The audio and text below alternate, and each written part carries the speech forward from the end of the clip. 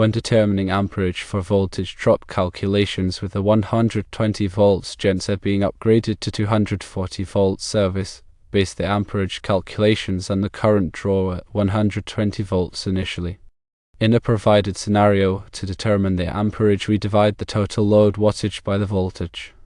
In this case, with a service length of 600 feet, a starting estimate of 26 amps, and a 120 volts supply, the calculation begins by multiplying the length of 600 feet by 26 amps, and then by 120 volts, which equals 1,944,000 watts. Then divide this value by 120 volts to get the amperage, which is 16,200 amps. This large amperage is derived from the example where the initial 26 amps are calculated from the existing 120 volt system. When transitioning to a 240 volt system, the amperage will significantly decrease for the same power demand. However, for the purpose of this initial voltage drop calculation example based on the existing conditions, we will use this large value.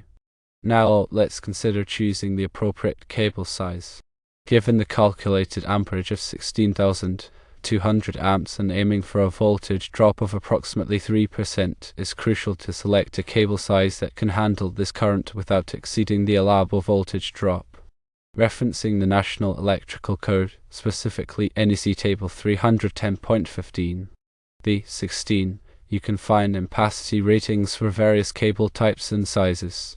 For example, a 1/0 aluminum cable has a certain ampacity rating, let's assume for this example 15,320 amps, which is significantly less than the calculated amperage of 16,200 amps.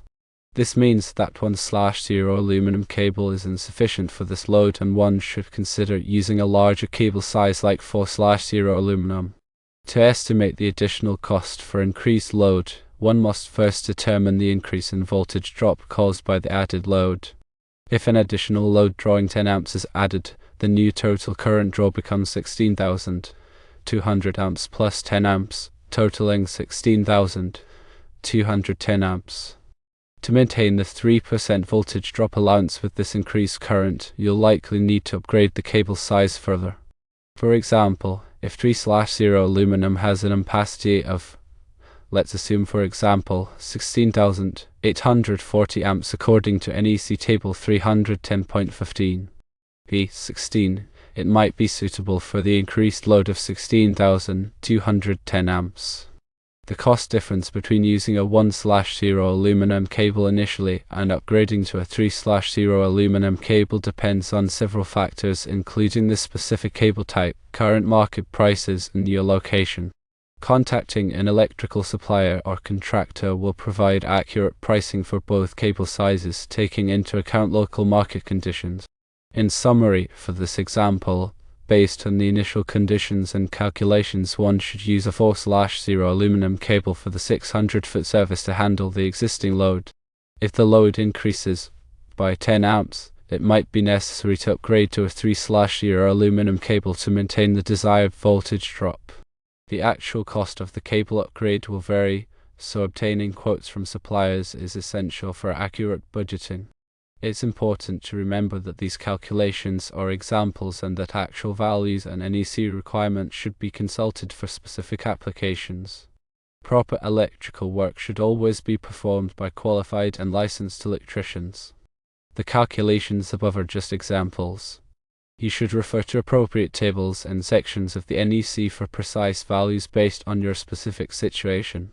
Consider other factors such as ambient temperature, conductor bundling, and installation methods which can affect ampacity and voltage drop.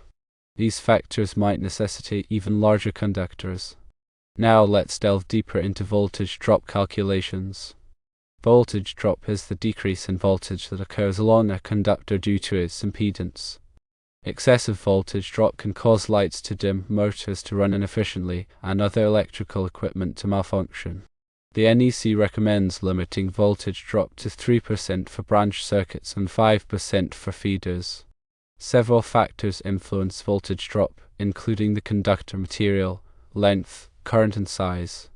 Longer conductors have higher resistance, leading to greater voltage drop. Similarly, higher currents result in more voltage drop. Larger conductors have lower resistance and therefore less voltage drop. The formula for calculating voltage drop in a single-phase circuit is volts drop equals 2 times K times I times T divided by Cm, where volts drop is the voltage drop in volts, K is the direct current resistance for the conductor material usually expressed in ohms circular mils per foot, I is the current in amps, D is the one-way distance in feet, and Cm is the circular mils area of the conductor. For aluminum conductors, the value of K is approximately 17 ohms circular mils per foot. For copper conductors, it is approximately 12.9 ohms circular mils per foot. Let's look at some examples. Suppose we have a 200-foot run of 12 American wire gauge copper wire carrying 20 amps. What is the voltage drop? First, we need to find the circular mils area of 12 American wire gauge wire. Referring to NEC Chapter 9, Table 8, we find that 12 American wire gauge has a cross-sectional area of 6,530 circular mils. Volts drop equals 2 times 12.9 times 20 times 200 divided by 6,530, which equals 15.8 volts. If the source voltage is 120 volts, the voltage at the end of the run would be 120 volts minus 15.8 volts equals 104.2 volts. This represents a voltage drop of 15.8 volts divided by 120 volts, which approximately equals 13.2%. This is significantly higher than the recommended 3%, so the wire size should be increased. Now suppose we increase the wire size to 8 American wire gauge. Referring to NEC Chapter 9, Table 8, we find that 8 American wire gauge has a cross-sectional area of 16,510 circular mils. Volts drop equals 2 times 12.9 times 20 times 200 divided by 16,510, which equals 3.1 volts.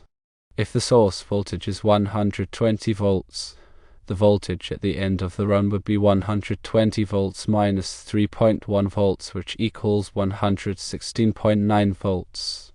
This represents a voltage drop of 3.1 volts divided by 120 volts, which approximately equals 2.6%.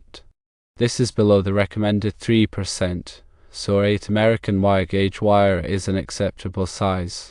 Now let's address estimating the cost implications of increasing electrical load. Firstly, there's the direct cost of upgrading the service entrance conductors.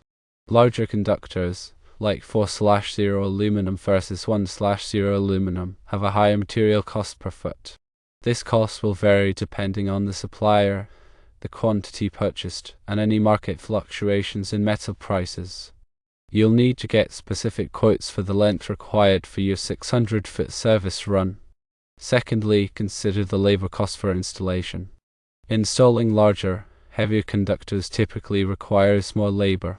This might involve additional manpower and specialized equipment for pulling the cables through conduit or trenching. Get quotes from licensed electricians that include both material and labor costs. Thirdly, the size of the conduit might need to be increased. Larger conductors often require larger conduit to meet fill requirements specified in the NEC.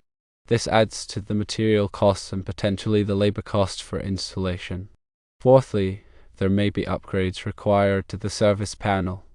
The existing service panel might not be rated for the increased amperage of the larger service conductors. This could necessitate upgrading the main breaker and potentially the entire panel. Fifthly, consider any necessary permits and inspections. Electrical work typically requires permits from the local building department. These permits have associated fees.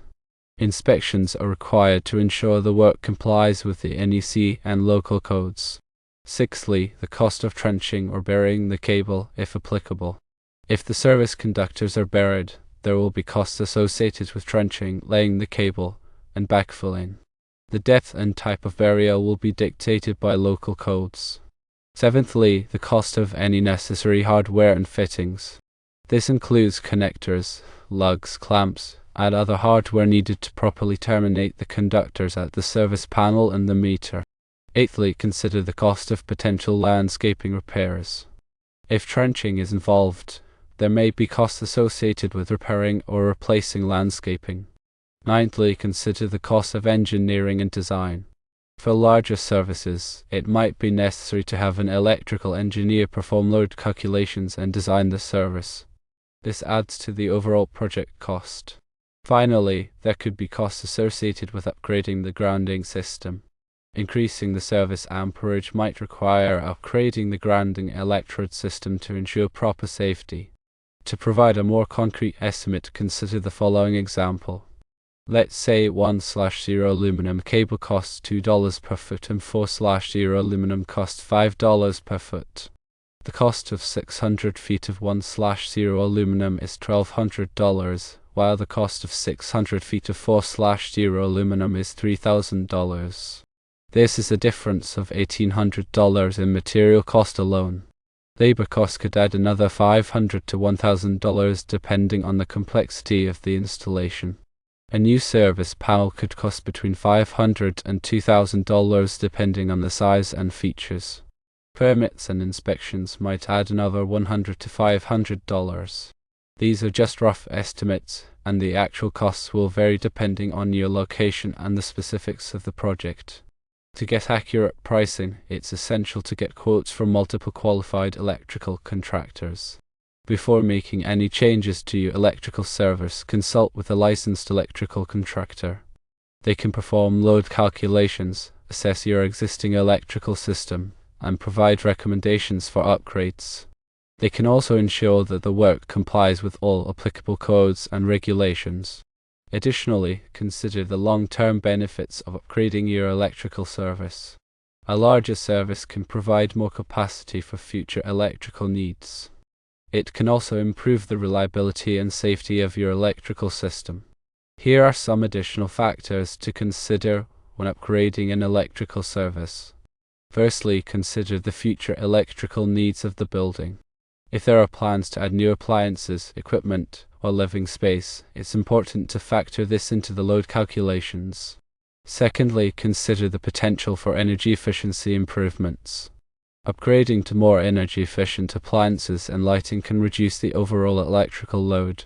Thirdly, consider the impact of distributed generation. If there are plans to install solar panels or other renewable energy sources, it's important to coordinate this with the service upgrade. Fourthly, consider the location of the service entrance. The location of the service entrance can impact the cost and complexity of the upgrade. Fifthly, consider the type of service entrance. There are two main types of service entrances: overhead and underground. The type of service entrance can affect the costs and installation requirements. Sixthly, consider the availability of utility power. In some areas, the utility company may have limitations in the size of service that can be installed. Finally, consider the aesthetics of the installation. The service entrance should be installed in a way that is aesthetically pleasing and does not detract from the appearance of the building. In summary, upgrading an electrical service is a complex project that requires careful planning and execution. By considering all of the relevant factors and working with qualified professionals, you can ensure that the upgrade is done safely and effectively. Let's talk a little more about the National Electrical Code, or NEC. The NEC is a set of standards for safe electrical installation. It is updated every 3 years and is widely adopted in the United States. The NEC covers a wide range of topics including wiring methods, overcurrent protection, grounding and bonding, and equipment installation. Compliance with the NEC is essential for ensuring the safety of electrical systems. When upgrading an electrical service, it is important to comply with all applicable requirements of the NEC. This includes using approved materials, following proper wiring methods, and providing adequate overcurrent protection. A licensed electrical contractor will be familiar with the NEC and can ensure that the work is done in accordance with its requirements. Here are some specific NEC requirements that are relevant to service upgrades. Firstly, the service entrance conductors must be sized in accordance with NEC Table 310.15, the 16 based on the calculated load. Secondly, the overcurrent protection for the service entrance conductors must be sized in accordance with NEC Section 240.4. Thirdly, The grounding electrode system must comply with NEC Article 250.